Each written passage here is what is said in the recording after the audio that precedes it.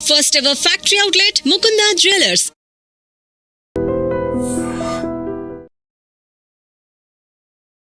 నమస్కారం, welcome to iDream. ధర్మ మార్గం విత్ విజిత కార్యక్రమానికి స్వాగతం.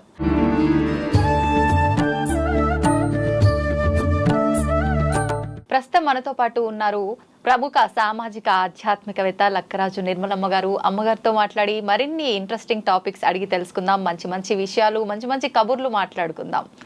అమ్మ నమస్తే. నమస్తే. ఎలా ఉన్నారమ్మా? ఫైన్.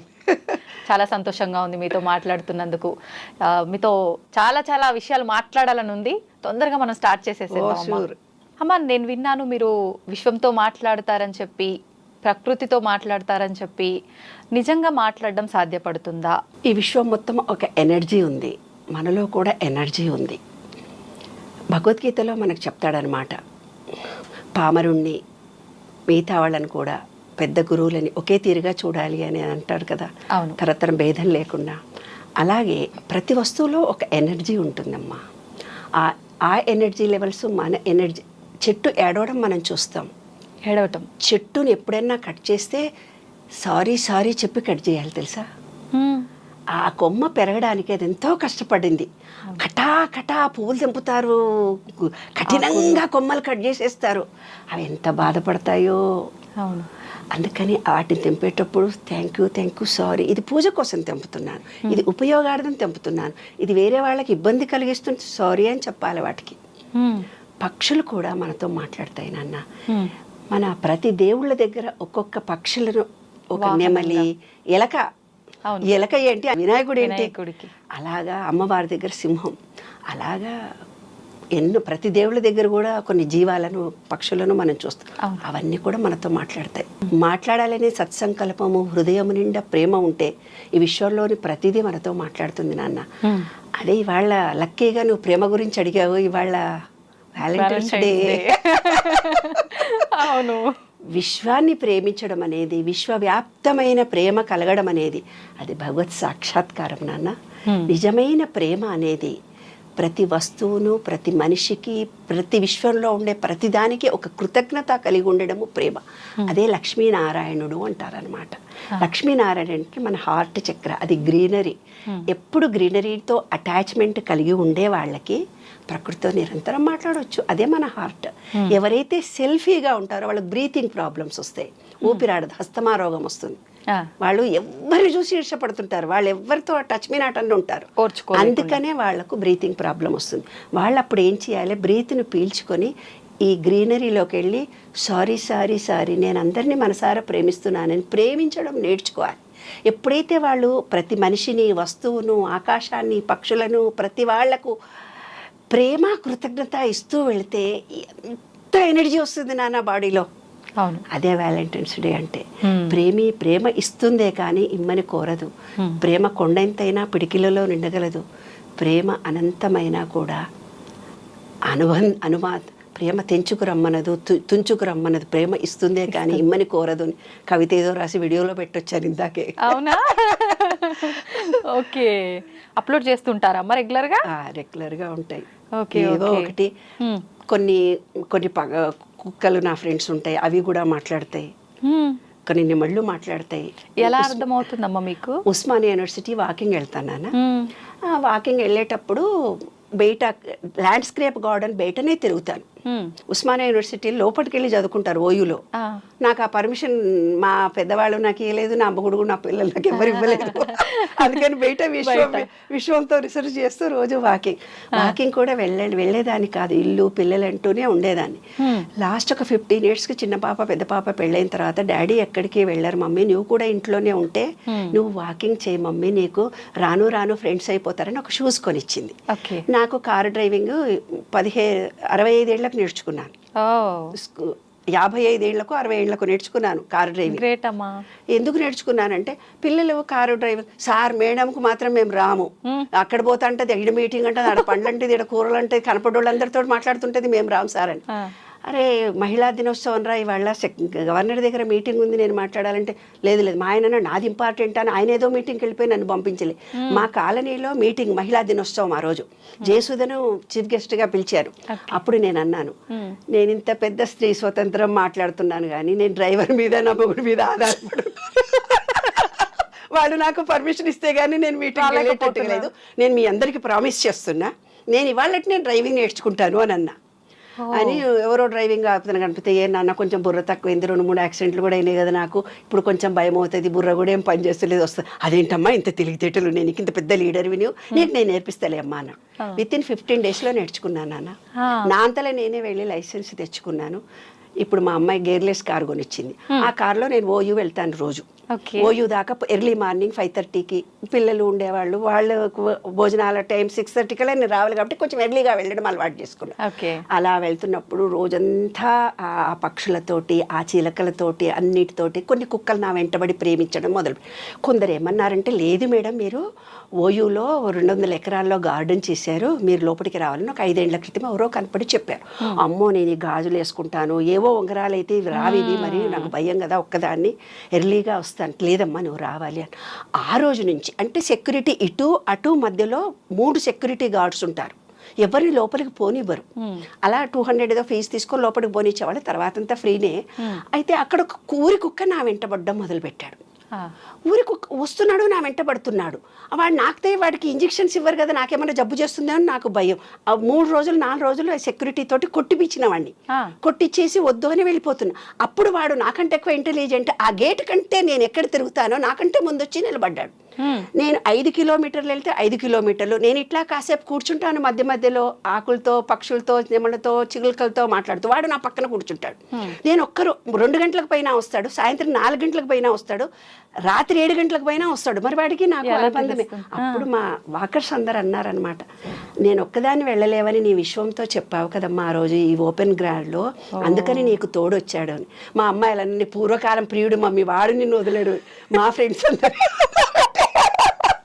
మా మహిళా మండలి బిస్కెట్లన్నా తీసుకుపోతున్నావే వాటికి, ఏదైనా తీసుకుపోయే పాపం పిచ్చోడు నీ వెనక తిరుగుతుంటారు అని. ఒకరోజు బిస్కెట్స్ చికెన్ ప్యాకెట్స్ వేరే కుక్కలకి తీసుకెళ్ళి వేస్తే తినడే. వాడు నా మీదే ప్రేమ కాని వాడు పిచ్చోడు, బిస్కెట్ ప్రేమ కాదు వాడిది, ఒరిజినల్ ప్రేమ.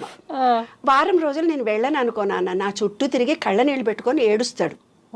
5 కిలోమీటర్లు 6 కిలోమీటర్లు 10 కిలోమీటర్లు తిరిగి నేను కారులో కూర్చున్నాక అక్కడ కూర్చొని ఇలా మొహం పెడతాడు. నా కారు ఎంత దూరం పోతుందో కళ్ళ నీళ్ళు పెట్టుకొని ఇలా చూస్తాడు. అందరు అన్నారు నువ్వు తీసుకెళ్ళవే వాడిని పాపము. నా ఇంట్లో బుడ్డిగాడు ఉన్నాడు, వాడు సేమ్ పెట్టు. ఏ కుక్కలకు నేనేం తీసుకెళ్లేదాన్ని కాదు. వీడు 16-17 ఏళ్ల నుంచి ఒక పెట్టి డాగు మా ఇంట్లో.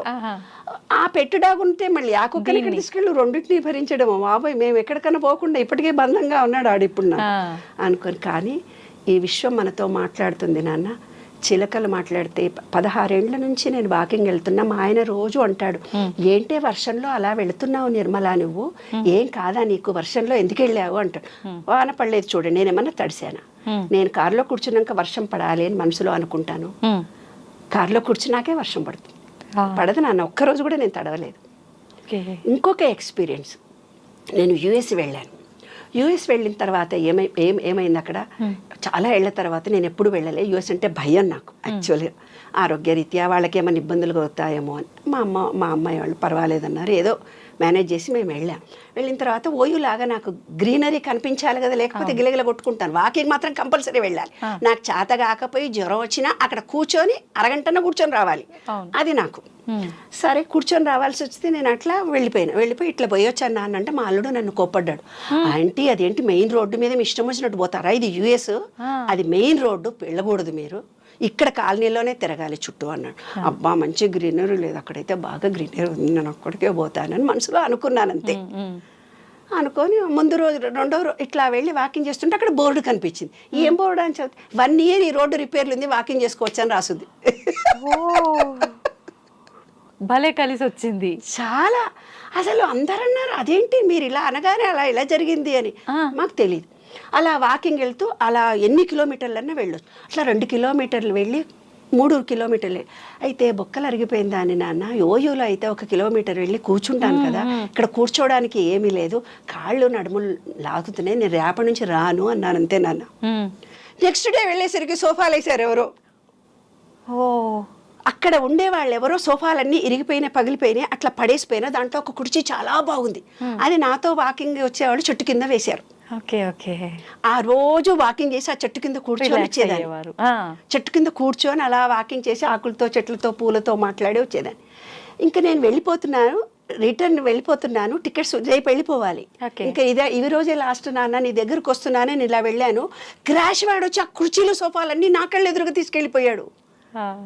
నేను వెళ్ళిపోతున్నానని నువ్వు నాకు వీడుకోలు ఇచ్చావా, నీవు ఆకులన్నీ రాల్చి ఎర్రగా మారిపోయావా, తర్వాత ఎల్లోగా మారిపోతావా, కళ్ళు ఎర్రగా మారి నీ బుగ్గలు ఎర్రగా మారి ఆ కన్నీళ్లతోటి ఎల్లో కలర్ అయిపోయి నా కాళ్లకు ఎండుటాకలే రాలి పడిపోతున్నావా, ఇంకా జోన్ కూడా మారిపోతుందట కదా, మంచులా అవుతుందట, ఎవ్వరూ డోర్ తీసుకొని బయటికి రారు కదా, విశ్వమా నీకు నాకు ఉండే అనుబంధం ఎంత గొప్పదని ఒక కవిత రాసుకున్న వీడుకోలు అని. అట్లా ప్రకృతి నాతో నిజంగా మాట్లాడుతుంది నాన్న. ఆ ప్రకృతి ఏ క్షణంలో నాకేం కావాలో అది ఇస్తుంది నాన్న. మీరందరూ ఆశ్చర్యపోతారు. ఈరోజు ఒక పుస్తకావిష్కరణ జరిగింది, నా అమెరికా ప్రయాణం అని. ఓయూలో ప్రొఫెసర్ తెలుగు వాళ్ళు ఎవరైనా వస్తే బాగుండు అనుకున్నాను. కోదండరామ్ గారు ఇనాగ్రేషన్ చేశారు. ఆయన దగ్గరికి వెళ్ళేసరికి బాలయ్య గారు అంతఃపురం ఉన్న తెలుగు ప్రొఫెసర్ అక్కడ కూర్చొని ఉన్నాడు. వాళ్ళందరూ అన్నా, చూడమ్మా నీ మనసులో ఉన్న కోరిక తీరిందని. కాబట్టి ప్రకృతిలో ఆకులు మాట్లాడతాయి నాన్న, చెట్లు మాట్లాడతాయి. యూఎస్లో వెళ్ళినప్పుడు ఎండగా ఉండేది. ఒకరోజు కామేశ్వరి గుడికి వెళ్తుంటే, మీరు పక్షితో మాట్లాడతావు కదా, నువ్వు ప్రకృతికి చెప్పు నీడ రావాలని అని మా వారు, మా బావగారి కొడుకు, భార్య వాళ్ళందరూ సరదాగా అన్నారు. కళ్ళు మూసుకొని నేను కోరుకున్నాను, బుద్ధా విగ్రహం దగ్గర, కామేశ్వరి టెంపుల్ దగ్గర, ప్లీజ్ మేము ఎండలో వెళ్ళలేకపోతున్నానమ్మా, కొంచెం మబ్బులుగా కొన్నన్నా రావాలి. వితిన్ 3-4 మినిట్స్లో మబ్బులు వచ్చేసాయి నాన్న. అలాగా ప్రకృతి నిరంతరం నాతో మాట్లాడుతూనే ఉంటుంది బంగారు తల్లి. ఏం కావాలన్నా కూడా మనకిస్తుంది. ఈ విషయంలో ప్రతిదీ నాతో మాట్లాడు.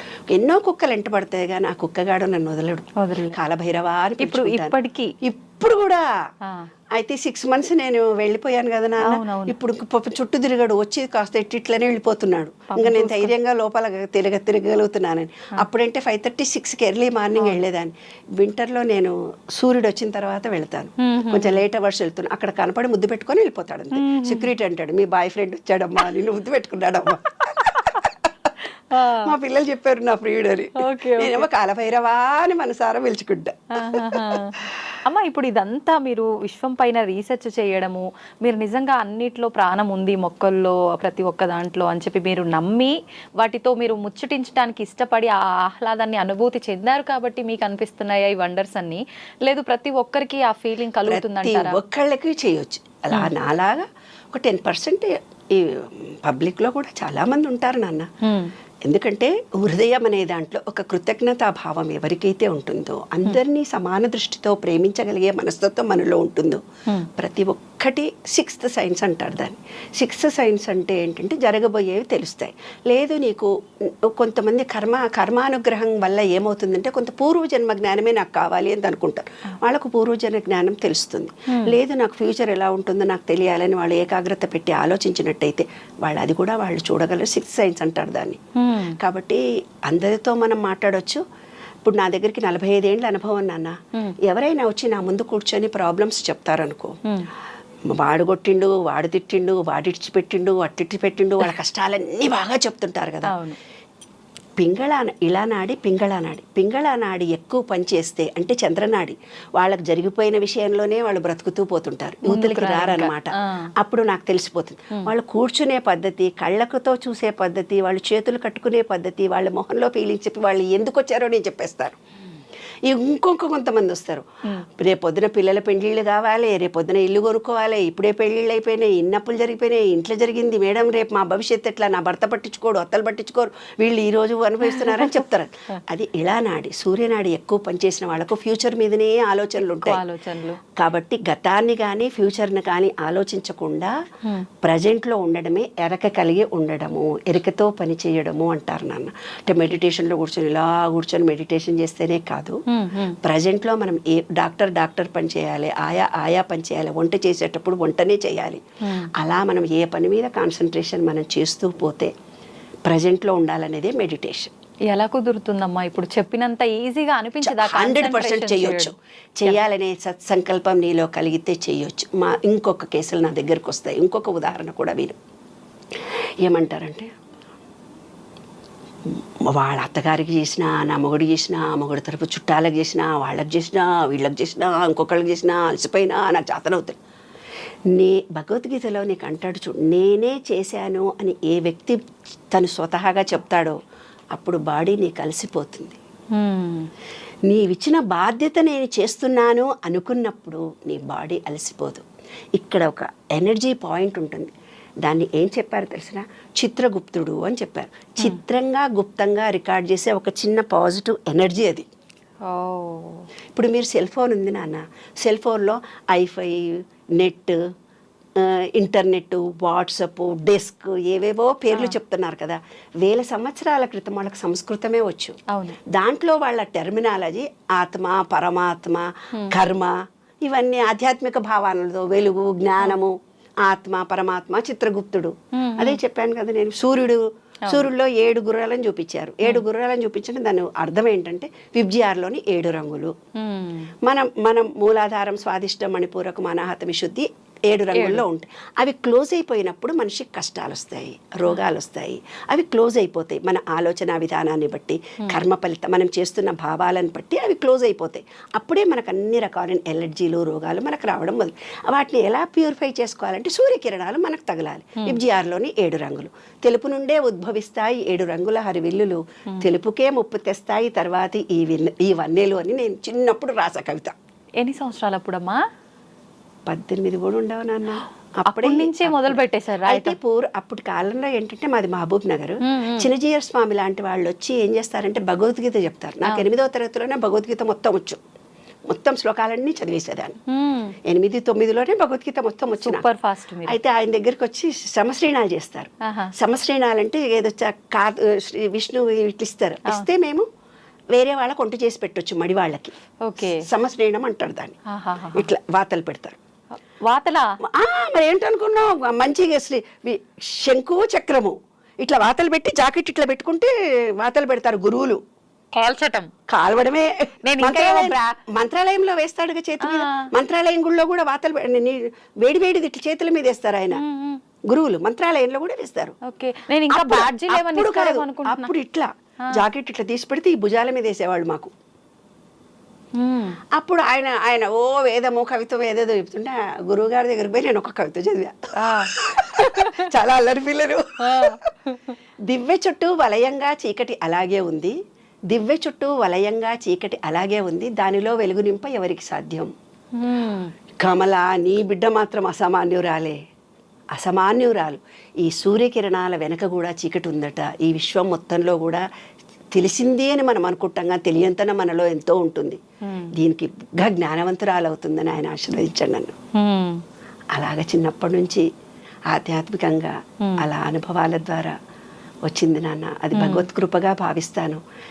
ఈ నాలెడ్జ్ని సమాజానికి పంచడానికి ఉపయోగించడాన్ని నిర్ణయించుకున్నాను. అందరు నాకు ఇప్పుడు ఫోన్లు చేస్తారు, ఈ ట్యూబ్ చూసినాం, ఆ ట్యూబ్ చూసామమ్మ, మాకు రోగం ఉంది, మేము మీ అపాయింట్మెంట్. నాకు అపాయింట్మెంట్లు, డాక్టర్లు, ఇంకోటి లేదే బాబు, నాకేం పిఏలు లేరు, ఏం లేరు, ఫ్రీ సర్వీస్. నేను ఫ్రీ సర్వీస్ చేస్తాను, అంతేగాని ఎప్పుడు డబ్బు సంపాదించాలని ధోరణితో నేను చేయలేదమ్మా. అందరికీ ఏదో నాకు తోచిన సలహాలు, సంప్రదింపులు చేస్తూ ఉంటాను అంతే తప్ప ఒక పిఎన్ పెట్టుకొని ఫ్యామిలీ కౌన్సిలింగ్ చేస్తే డబ్బులు తీసుకోవడం నాకు తెలియదు కూడా. అందరిని మనసారా ప్రేమిస్తానన్న. ఎంతటి కష్టాలు ఉన్న వాళ్ళని కూడా ఈ 45 ఏళ్ల నుంచి అందరి ప్రాబ్లమ్స్ సాల్వ్ చేయగలిగే శక్తిని భగవంతుడిచ్చాడు. సంతోషం అమ్మ, చాలా సంతోషంగా ఉంది నాకు మీతో మాట్లాడుతుంటే.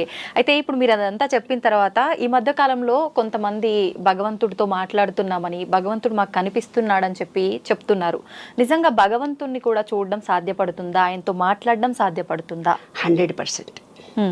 ఎలా అంటే విను, దేవుడు అనే ఒక రూపాన్ని మన పెద్దలు మనకు ఇచ్చారు. అది ఉట్టుట్టిగా వాళ్ళు ఇవ్వలేదు.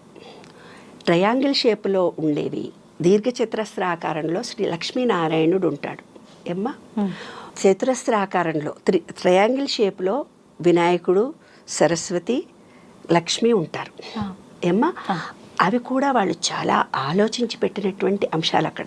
అంత ఈజీగా దేవుడి రూపాలను వాళ్ళు శివుడిలో అర్ధచంద్రాకారం, అమ్మవారిలో అర్ధచంద్రాకారం, మనను అర్ధనారీశ్వరుడు అంటారు కదా. కాబట్టి ఒక రూపం అనే దాన్ని భగవద్గీతలో ఒకటే మాట చెప్పాడు మీకు. ఏమని చెప్పాడంటే, నాకు కర్మలు అంటావు, మీరు నన్ను రాఘవేంద్ర అంటే రాఘవేంద్ర స్వామి రూపంలో కనిపిస్తాను, కృష్ణ అంటే కృష్ణుడి రూపంలో కనిపిస్తాను, రామ అంటే రామ అని. మీకు ఏ గురువు నచ్చితే, లేదు ఒక చెట్టును చూసి రావి చెట్టులోనే దేవుడు ఉన్నాడు అనుకుంటే చెట్టులో కూడా కనిపిస్తాను. ప్రహ్లాదుడిది కూడా అదే కదా, స్తంభంలో కూడా కనిపిస్తాడంటే స్తంభంలో కూడా కనిపిస్తాడు. ఇప్పుడు ఊర్లలో మనకు మహబూబ్ నగర్ ఆ ఏరియాలో పూనకం వస్తుంది తెలుసా, ఆ అమ్మవారు వచ్చి నాకు దేవుడు వచ్చిండు నా ఒంటి ఊహు, వాళ్ళ సబ్ కాన్షియస్ మైండ్లో అలా జరుగుతుంది, నాకు దేవుడు వస్తాడని ఊర్లలో అందరూ మాట్లాడుకుంటుంటారు. ఆ భావాలు వాళ్ళల్లో నిలిచిపోయి ఉంటాయి. నిలిచిపోయి ఉండి ఆ మంత్రము ఆ మ్యూజిక్ రాగానే ఆటోమేటిక్గా వాళ్ళు అలా యాక్ట్ చేస్తారు. వాళ్ళకి తెలియకుండా వాళ్ళ బాడీ అలా రియాక్ట్ అవుతుంది. వాస్తవం కాదు అది, అదొక హిప్నాటిజం లాంటిది. మన మనసు ఇప్పుడు ఈత కొట్టడము, తర్వాత మనకు 3 మైండ్లు ఉన్నాయి, consciousness, sub consciousness, super conscious. కాన్షియస్నెస్తో మనం ఇవన్నీ పనులు చేస్తున్నాం. సబ్ కాన్షియస్ మైండ్ అంటూ ఒకటి ఉంది, అది ఈత చేయడము, డ్రైవింగ్ చేయడం. డ్రైవింగ్ చేస్తూ మాట్లాడుకుంటూ పోతారు. అవునా, వాళ్ళకేం తెలియదు, కానీ వాళ్ళ సబ్ కాన్షియస్ మైండ్ ఏది మంచి ఏది చెడు, ఎట్లా వస్తే ఎట్లా తిరుగుతూ పోతుంది. అది సబ్ కాన్షియస్ మైండ్. అంటే నీకు ఇంకా ఈజీగా ఉదాహరణ చెప్తాను. రాత్రి మనమంతా పడుకొని ఉంటాం, పడుకోగానే ఆ రోజు జరిగిన విషయాలన్నీ చిన్న స్క్రీన్ లాగా టీవీ కళ్ళు మూసుకొని పడుకుంటాం. కానీ స్క్రీన్ మీద అవన్నీ ఆ రోజు వాళ్ళు మనం తిట్టారు, వీళ్ళు మనం చేశారు, ఆ ఉద్యోగానికి వెళ్ళి వచ్చాం, వాళ్ళు ఈ మాట అన్నారు, మనం ఈ మాట అన్నాము, అన్నీ తిరుగుతూ పోతుంది. దానికి సబ్ కాన్షియస్ మైండ్ అంటారనమాట. ఆ సబ్ కాన్షియస్ మైండ్ అనేది ఏం చేస్తుందంటే, ఫీలింగ్ ఇస్తే కనుక, ఇప్పుడు అట్రాక్షన్ ఆఫ్ లా అని చెప్తున్నారు కదా, ఆ సబ్ కాన్షియస్ మైండ్ను మోల్డ్ చేసుకుంటే నువ్వు ఏది కావాలంటే అది జరుగుతుంది. ఇప్పుడు దేవుడు కనిపించాడు అని అనుకుంటారు కదా కొంతమంది, కృష్ణుడి రూపంలో కూర్చుంటారు, బాబా కనిపించాడు నాకుంటారు. ఎగ్జాక్ట్లీగా బాబాను తలుచుకుంటూ వాళ్ళ సబ్ కాన్షియస్ మైండ్లో బాబా వచ్చినట్టుగా ఫీల్ అవుతుంటారు.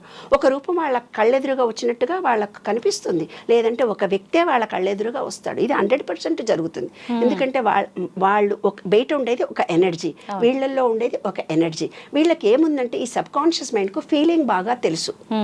ఇప్పుడు వెంకటేశ్వర స్వామితో మాట్లాడానని ఎవరో టీవీలలో చాలా మాట్లాడుతుంటారు, నేను వెంకటేశ్వర స్వామితో ఎగ్జాక్ట్లీ మాట్లాడతారు వాళ్ళు. ఎందుకంటే వాళ్ళ సబ్ కాన్షియస్ మైండ్ ఆయననే దేవుడు అనుకున్నారు, ఆయననే సర్వస్వం అనుకున్నారు. కాబట్టి వాళ్ళు వెంకటేశ్వర స్వామితో మాట్లాడతారు, తర్వాత ఇంకొకళ్ళు కృష్ణుడితో మాట్లాడతాడు, హరే రామ హరే కృష్ణ వాళ్ళు కృష్ణుడితో మాట్లాడతారు. ఎందుకంటే 24 గంటలు వాళ్ళ భజన చేయడం, కృష్ణ కృష్ణ కృష్ణ కృష్ణ అనుకుంటుంటారు. కొంతమంది రామ రామ రామ అనుకుంటుంటారు, రాముడు కూడా వాళ్ళకు సహాయం చేస్తాడు, రామా నీవే ఉన్నావు అని. ఏదైతే కొన్ని బీజాక్షరాలు దేవుళ్ళు ఉన్నారో, ఏ రూపంలో మనం ఆలోచించుకుంటే ఆ రూపంలో మనకు కనిపిస్తాడు. ప్రేమ రూపంలో చూస్తే ప్రేమనే విశ్వమంతా కనిపిస్తుంది. అదంతా ఒక ఫీలింగ్ నాన్న. దేవుడు ఉన్నాడు, దేవుడు అంటే ఏంది ఒక ఫీలింగ్, దేవుడు అంటే ఏంది ఒక ఎనర్జీ, దేవుడు అంటే ఏంది 100% ఉన్న ఎలక్ట్రిసిటీ ఎనర్జీ. ఏంటి, సెల్ ఫోన్ ఉంది నాన్న నీ దగ్గర, సెల్ ఫోన్కు ఛార్జింగ్ పెట్టాలి. అవును ఏమ్మా, నీ చెప్పాను కదా ఇక్కడ ఒక చిన్న చిప్ ఉంది, ఆ చిప్లో ఏమవుతుంది, నువ్వు సెల్ ఫోన్ మార్చినాక మీరు ఏమంటారు, 30% పాత ఉంటాయి మేడం దాంట్లో, మొత్తం డిలీట్ అయిపోతాయని. అట్లా మీ పూర్వజన్మ సంస్కారాలు కొన్ని 30% ఉంటాయి దాంట్లో, ఆ చిప్లో క్యారీ అవుతాయి. ఇంకో 30% ఏమవుతాయి, నీవు ఏ కుటుంబంలో, వైశ్య కుటుంబంలోనా ఇంకో కుటుంబంలో పుట్టినా ఆ జీన్స్ వస్తాయి. ఏ కుటుంబంలో పుట్టిన జీన్స్ పూర్వీకులు, అబ్బా నీ కళ్ళు చూస్తే అచ్చువి తాతలాగున్నావే, అచ్చువాడు తినకుండా మొండి చేస్తున్నా ఎవరట్లా చేస్తున్నావే అని అంటారు కదా. అంటే జీన్స్ వచ్చాయి 30%. ఇంకో 30% మనం పెరిగిన ఎన్విరాన్మెంట్లో ఏర్పరిచిన మూఢనమ్మకాలు, విశ్వాసాలు, మనం పెంచిన పెద్దలు కింద పడతావే మీద పడతావే ఆడ దయ్యం ఉంది, ఇలా పెంచినప్పుడు కొన్ని భయాలను ఏర్పాటు చేస్తారు, వాళ్ళే జీవితంలో ఓడిపోతూ ఉంటారు. కాబట్టి మనం పెరిగిన వాతావరణాన్ని బట్టి అదే ఒక విషయంలో నువ్వు ఎలా రియాక్ట్ అయ్యావంటే ఈ 3 నీ మీద ఆధారపడి ఉంటుంది. అయితే ఈ సెల్ ఫోన్ డిలీట్ అవుతుందని నేను చెప్తున్నాను, ఎట్లా ఛార్జింగ్ చేసుకోవాలని అంటున్నాను. సెల్ ఫోన్లో చిన్న పిన్స్ వేరే ఉంటాయి, ఒకటి చిన్న స్లిప్ ఉంటుంది, కొంతదానికి నీది నాకు ఛార్జింగ్ కాదు కొంచెం పెద్దగా ఉండాలి, ఛార్జింగ్ ఇది వేరే తీసుకురా అంటాము. అట్లా ఎనర్జీ పాయింట్లు మాత్రం వేరే ఉంటాయి, పిన్స్ ఎలక్ట్రిసిటీ పిన్ ఒకటే, ఓ దేవుడు విశ్వం అంతా ఒక్కటే. మనం ఎంత రిసీవ్ చేసుకుంటున్నాం అనేది మన చేతిలో ఆధారపడి ఉంది. Okay okay. ఆ విశ్వం అనే దాన్ని నువ్వు ఏ రూపంలో మార్చుకుంటే ఆ రూపంలో నువ్వు ఫీలింగ్తో ఇస్తే ఒకటి. కొంతమంది భయాలతో ఉంటారు. మన పుష్కరాలలో చనిపోయారు, ఇంతమందిలో పోతామో పోతాము ఎక్కడో యాక్సిడెంట్ అవుతుంది అనుకుంటూ పోతారు. ఆ సేమ్ అవే నెగిటివ్ వేవ్స్ తిరుగుతూ పోతుంటుంది, ఎనర్జీ లెవెల్స్ విశ్వం ఉంది. ఆ ఎనర్జీ నెగిటివ్ రాగానే వాళ్ళకి ఆటోమేటిక్గా జరిగిపోతుంది. ఓకే. Thought feeling life. అంటే మనం పాజిటివ్గా ఆలోచిస్తే అలాగే జరుగుతుంది, నెగిటివ్గా ఆలోచిస్తే అలాగే జరుగుతుంది. అందుకే కానీ అమ్మ, మనం ఎలా ఆలోచిస్తే అలా అంటున్నారు. మనకు బ్రహ్మ తలరాత ఒకటి రాస్తాడు, మన గత జన్మ ఆ కర్మలను బట్టి దాని ప్రకారమే అంతా జరుగుతుంది అంటారు కదా. మరి మన థాట్ ప్రాసెస్ని బట్టి ఎలా జరుగుతుంది? ఇక్కడ చూడు, నీవేమన్నావు ఇందాక, బ్రహ్మ తలరాత రాస్తాడు అని. అదే మన పెద్దవాళ్ళు అన్నీ చెప్పి, నేనేం కొత్తగా మాట్లాడట్లేదే బాబు. 30% కాదు, బ్రహ్మ అని అన్నావు. అవును. మన పెద్దలు ఏం చేశారంటే బ్రహ్మీ ముహూర్తంలో నీ తలరాత రాసుకో అన్నారు. బ్రహ్మ ముహూర్తంలో ఫస్ట్ థాట్ ఏది ఆలోచిస్తావు అదే నీ లైఫ్. బ్రహ్మ ముహూర్తంలో ఏర్పడినటువంటి ఆలోచననే ఆ రోజు నీ జీవితం. అంటే ముందుగా రాయబడింది ఏమీ లేదు, ఏ రోజు ముందుగా రాయబడినవి ఏంటి? నమ్మకాలు, విశ్వాసాలు నీతో వచ్చాయి. అబ్బా బయటంతా నా మూడు బాగానే తిరుగుతాడు, నా మొహం చూసేవారు గయ్యమంటాడు వీడు అంటామా అనవా అంటాం. ప్రతి మనిషి నాతో మా అత్త కూడా అంతే, అందరితో బాగానే ఉంటుంది, నా మొహం చూసేవరకు ఇట్లా ఉంటుంది. ఎందుకబ్బా అంత అందరితో బాగానే ఉంటాడు ఈయన అంటే వాడికి ముందే పెళ్ళి అవుతున్నప్పటి నుంచే మగోడికి చెప్తారు, ఏ పెళ్ళ మాట వినకరా, అది ఎట్లా అంటుందిరా. ఆయన ఏం చేస్తాడు, భయపడుతూ మన దగ్గరకు వస్తాడు, తిడుతుందో ఏమో అని. మనం చెప్పిన మాట వినకూడదని ముందుగా తయారై ఉంటాడు. ఆయన భావాలు అవి. మనం మొహం చూడంగానే మాట్లాడాడు, వినిపించుకోనట్టు నటిస్తాడు. చూసావా గట్టిగా అరిచిండు, మొహం చెప్పిన మాట 4 సార్లు కూడా వినడినా అంటే తను ఏర్పరచుకున్న భావాలతో అలా ప్రవర్తిస్తాడు. ఫీలింగ్, మనం ఏం ఫీలింగ్ ఇస్తామో అదే వాళ్ళు రియాక్ట్ అవుతారనమాట. జస్ట్ ఇంకొక ఉదాహరణ చెప్తాను, నీ తలరాత ఎలా రాసుకుంటున్నావని. బ్రహ్మ రాత అని చెప్తా. బ్రహ్మరాత అంటే నీ సబ్ కాన్షియస్ మైండ్కు ఫీలింగ్తో ఇస్తే అది జరుగుతుంది. Attraction of law. ఇప్పుడు వీళ్ళు ఏమవుతుంది, ఇప్పుడు ఒక అమ్మాయి పని మనిషి వస్తుంది మన ఇంటికి. పని మనిషి వచ్చి మామూలుగా మంచిగా పనిచేయాలనుకుంటుంది. నువ్వు SMS ఏం చేసావా ఆమెకి? ఆమె వస్తుంటే ఆ దొంగ మునిది వస్తుంది, నటించిపోతుంది అంటే నాకు తెలియదా, ఇక్కడ వచ్చి ఇప్పుడు అక్కడ వచ్చి పేస్తుంది, ఓ 10 ఇంట్లు చేస్తుంది, దానికి కూడా ఒప్పుకుంటుందా ఏమన్నానా, ఏదో చేస్తుంది పోతుంది అను. అది నిజంగా మంచిగా చేయాలనుకున్న అమ్మాయి చేయకుండా పోతుంది. ఇప్పుడు చెప్పు, బ్రహ్మ నువ్వు ముహూర్తం ఆయన రాసిండే, నువ్వు రాసుకున్నావా? ఉంది. కాబట్టి చాలా సందర్భాల్లో చాలా విషయాలు మన చేతుల్లోనే ఉంటాయి నాన్న. మనలో ఉండే positive energy, positive thinking, positive ఫీలింగ్స్తో మనం పెరిగిన వాతావరణాన్ని బట్టి, మనం చదువుకున్న జ్ఞానాన్ని బట్టి ఎప్పుడు పాజిటివ్ మాట్లాడే వాళ్ళకి అన్నీ మంచి జరుగుతాయి నాన్న. నీ ఆలోచననే నీ జీవితం. బ్రహ్మరాయుడు నీ తలరాత నువ్వే రాసుకుంటావు. ఓకే అమ్మ, ఇప్పుడు బ్రాహ్మీ ముహూర్తంలో నువ్వు ఏదై జరుగుతోంది కొనసాగుతోంది అన్నారు, ఎందుకు అంత పవర్ ఆ బ్రాహ్మీ ముహూర్తానికి? నీవు ఈ సబ్ కాన్షియస్ మైండ్, నేను చెప్పాను పడుకునే ముందు అదంతా రికార్డ్ చేసుకొని వెళ్ళిపోయింది. అయితే పూర్వీకులు ఏం చెప్పారంటే రాత్రిపూట ఈ విశ్వానికి అదంతా రికార్డు వెళ్ళిపోతుంది, అది రికార్డ్ చేసుకుంటుంది అని అన్నారు. అలా రికార్డ్ అయిపోయిన తర్వాత అది డీప్ స్లీప్లోకి వెళ్ళిపోతాం. అంటే నీ సబ్ కాన్షియస్ మైండ్ నిద్రపోతుంది, రెస్ట్ తీసుకుంటుంది. ఆ ఎర్లీ మార్నింగ్ అవర్స్లో ఆల్ఫా మన బాడీలో ఉండే ఎనర్జీ లెవెల్స్ హై పిచ్లో ఉంటాయి. నువ్వు ఏ థాట్ చేస్తే, అందుకే తెల్లవారుదాం లేచి చదువురా బాబు అంటారు. అవును, ఆ చదివిన జ్ఞానం ఖచ్చితంగా ఉంటుంది అని అంటారు. ఫస్ట్ థాట్, ఫస్ట్ అవర్లో వాతావరణం కూడా ఎంత ఎనర్జీగా ఉంటుందంటే ఆ వాతావరణంలో పాజిటివ్ ఎనర్జీ బాగా ఉంటుంది. ఆ వాతావరణంలో మనము థాట్ చేసి మనం ప్రశాంతంగా కూర్చొని దేవుడు పూజ చేసినా, మెడిటేషన్ చేసుకున్నా, సబ్జెక్టు చదువుకున్నా, ఏమన్నా రాసినా అన్నీ కూడా పర్ఫెక్ట్గా ఉంటాయి. ఆ థాటే ఆ రోజు మొత్తం నీ జీవితం. ఓకే, ఇప్పుడు పూజ అన్నారు, ఆ సమయంలో పూజ అని చెప్పన్నారు. నిజంగా ఆ సమయంలో పూజ చేస్తేనే ఎక్కువగా ఫలితం ఉంటుందా, లేదు మనం నార్మల్గా ఎప్పుడు వీలైతే అప్పుడు చేస్తే కూడా ఫలితం ఉంటుందా? ఇంకొకటి, ఈ మధ్య కాలంలో చాలామంది ఇంట్లో యజమాని మగవారు పూజ చేస్తేనే ఎక్కువ ఫలితం ఉంటుంది అని చెప్పి అంటున్నారు. ఇంటికి ఇల్లాలు, ఇంటికి దీపమే ఆడ మనిషి అని అంటుంటారు. అయితే మరి తను చేస్తే ఎందుకు ఉండదా ఫలితం? నాన్న, స్త్రీనా పురుషుడా అంటూ ఏమీ ఉండవు నాన్న. భార్యాభర్తలు ఇద్దరు భార్యాభర్తలు ఉన్నారనుకో నాన్న, భర్త నుంచి భార్యకు, భార్య నుంచి భర్తకు ఏమన్నా జబ్బులు రావడం నువ్వు విన్నావా? ఏ సైన్స్లోనన్నా ఉందా? భార్యాభర్తలు కదా, హృదయాలు వేరైపోయినా ఒక్కటే శరీరం అనుకుంటున్నామే. పక్కింటికి పోయి వాళ్ళ ఎలర్జీ ఈమెకు వచ్చి దగ్గు జలుబు వచ్చింది, వాళ్ళదేదో రోగం ఈమెకు వచ్చింది అని ఎన్నో అంటాం మనం పిల్లలకి. భార్యాభర్తలు ఇద్దరిది ఒకళ్ళకి ఎందుకు రాదు నాన్న? రాదుగా. రాదు. ఎందుకనమ్మా? అదే అంటే ఈయన జీవితం ఈయనదే, ఆమె జీవితం ఆమెదే. పూర్వీకులు మనకేం చెప్పారంటే అర్ధనారీశ్వరుడు అని శివుడికి చెప్పాడు. అంటే ఇటంతా కూడా శివుడు ఉంటాడు, ఇటంతా కూడా అమ్మవారు ఉంటుంది, మనకు కూడా ఉంటుంది అర్ధనారీశ్వర తత్వం. ఇదంతా పురుషతత్వం ఉంటుంది, ఇక్కడంతా స్త్రీతత్వం ఉంటుంది. పురుషుడికి కూడా అలాగే ఉంటుంది. ఆయన కూడా పురుషతత్వం స్త్రీతత్వం. ఈ విశ్వ నియమాల్లో అదొక రహస్యం ఏంటంటే ప్రతి మనిషి ఈ విశ్వం మొత్తంలో స్త్రీ లక్షణాలు పురుష లక్షణాలు రెండు ఉంటాయి. పురుషుడికి పురుష లక్షణాలు ఎక్కువ ఉండి స్త్రీ లక్షణాలు తక్కువ ఉంటాయి.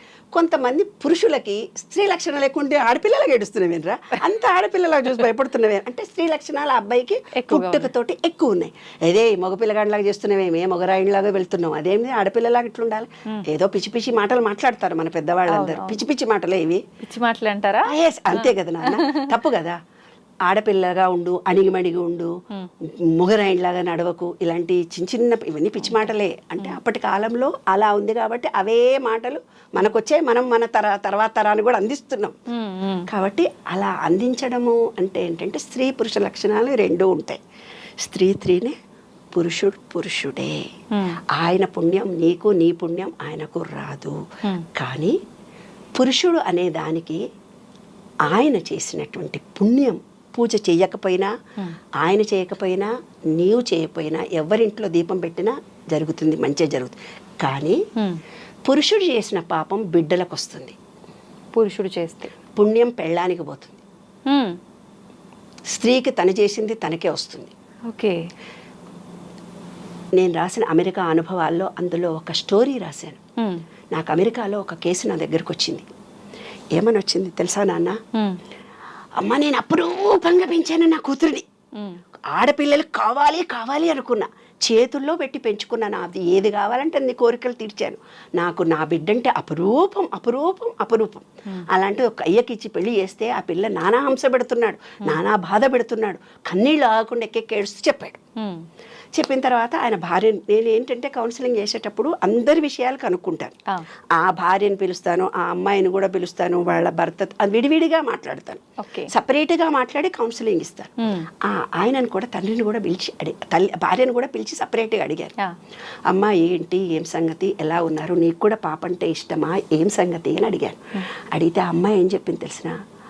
అమ్మ, మా నాన్న కూడా నన్ను అపురూపంగా పెంచాడు, కానీ పెళ్ళైనప్పటి నుంచి నా కట్నం డబ్బులు తీసుకురాపో, మా అమ్మలాగా నీ వంట చేయవు, మా అమ్మలాగా నువ్వు ఇట్లా తిరగవు, మా అమ్మ ఇట్లా యాక్టివ్గా చేస్తే చూడు, మా చెల్లెలు చూడు అంత దూరం పోయి నడిచొచ్చింది అని ప్రతిదానికి కంపేర్ చేసేవాళ్ళు.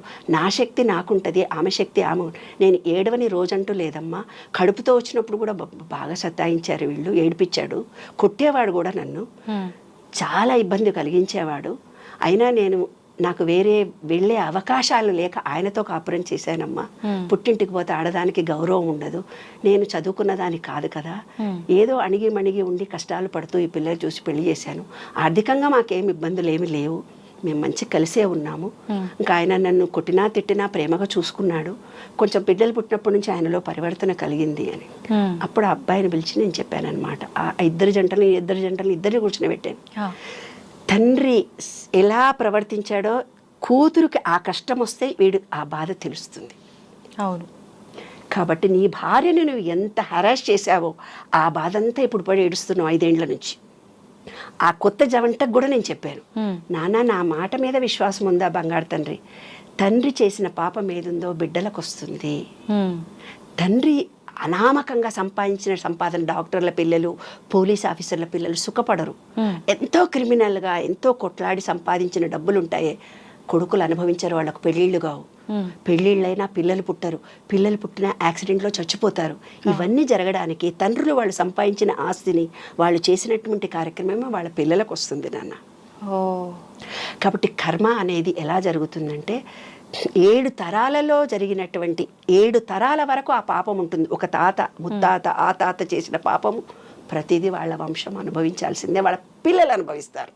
స్త్రీనా పురుషుడా అనేది వాళ్ళు ఎవరినైతే కష్టపెట్టినారో దాన్ని బట్టి వాళ్ళు ఎంత ఈ విశ్వం భగవద్గీతలో చెప్పింది కూడా ఇదే. నువ్వు విశ్వంలో ఏం చేసి రికార్డ్ చేసుకున్నావో అదే నీకు వస్తుంది. నువ్వు కష్టాన్ని ఇచ్చావు, వాళ్ళని కష్టపెట్టావు, ఆ కష్టం నువ్వు అనుభవిస్తావు. అంటే చర్య ఈజ్ ఈక్వల్ టు మైనస్ ప్రతిచర్య. అంతే. సైన్సే ఇది. మళ్ళీ అవును. ఆధ్యాత్మికత కాదు, ఏమీ కాదు. భగవద్గీతలో కూడా చెప్పింది అది. కర్మ నీది నీవు అనుభవిస్తావు, నాకు కర్మ అంటదు. నువ్వేం చేస్తావో అది నీవే అనుభవిస్తావు. 7 తరాల నుంచి జీన్స్ వచ్చింది, వాళ్ళతో పాటు ఈ పాపాలు వచ్చినాయి, వాళ్ళతో పాటు నీకు ఆస్తి వచ్చింది. విముక్తి లేదా అమ్మా దాని నుంచి? ఉంటుంది. ఎలా ఉంటుందంటే దానికి కొన్ని టెక్నిక్స్ ఇచ్చారు. ఏమిచ్చారు? నాగదేవతకు పూజ చేయండి, నాగదోషము. సూర్యుడు అంటే పితృదోషాలకు సూర్యుడికి గోధుమలు దానం చేయమన్నారు. ఏమ్మా, గోధుమలతో చేసి రొట్టెలు చేసి పంచమన్నారు. అలా కొన్ని ఇచ్చారు. పాపం అనేది 3 రకాలుగా ఉంటుంది. ఒకటి దృఢకర్మ, ఇంకోటి అదృఢకర్మ, ఇంకోటి దృఢకర్మ ప్లస్ అదృఢకర్మ కలిపి ఉంటుంది. ఏంటమ్మా వీటి గురించి డీటెయిల్గా చెప్పండి. దృఢకర్మ అనేది ఖచ్చితంగా నీవు అనుభవించాల్సిందే. దానికి ఏ పూజలు తపాలు నోములు ఏం చేసినా పోవవి. ఎలా వస్తుంది దృఢకర్మ? నువ్వు చేసిన పాపమే నీ వెనకొస్తుంది. నువ్వు కొంచెం షార్ట్ కట్లో చేసావా, కొంచెం చేసావా, ఇంకా ఒక అమ్మాయిని కిడ్నాప్ చేసి చంపావా, లేదు ఒక అమ్మాయిని హెరాస్ చేసావా, ఒక ఆస్తి దొబ్బేసుకున్నావా, ఆస్తి దొబ్బేసుకొని ఆడపిల్లలదో మేనమామలదో పక్కింటోళ్ళదో ఏదో బ్యాంకు లూటీ చేసిందో డబ్బు అనుభవించి పారిపోతుంటారు కదా.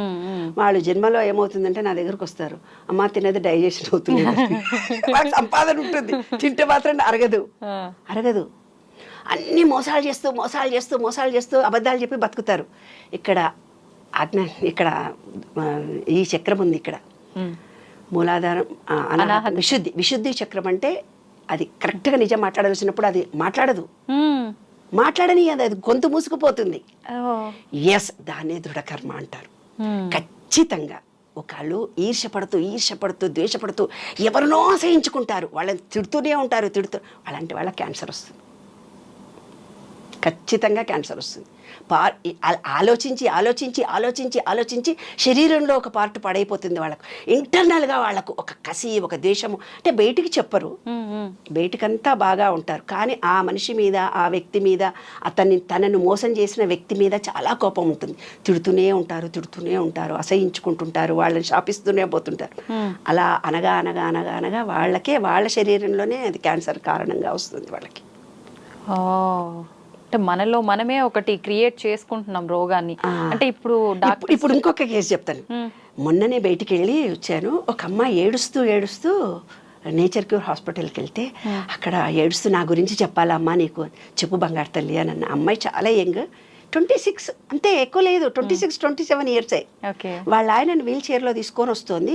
మూత్రం పోసుకుంటే ట్యూబ్ పట్టుకోవాలి ఆయన. అమ్మా పెళ్ళైనాక ఎంత సతాయించాడు, ఎంత కొట్టాడు, ఎంత తిట్టాడు. దొంగముండా నిన్ను నేనే పోషించాలి, నా పోషణతోటే నువ్వు బతుకుతున్నాను. అత్త తిట్టేదట, మొగుడు తిట్టేవాడట. ఉద్యోగం చేస్తూ ఇంకో ఊరికి పోతుంటే యాక్సిడెంటే, మొత్తం కాళ్ళు చేతులు శరీరం అంతా పడిపోయింది. ఒక పాప ఆమెకు. ఆ పాప వాళ్ళ పుట్టింట్లో పెరుగుతుందట. వాళ్ళ అత్త ఇప్పుడేమంటుందట తెలుసా?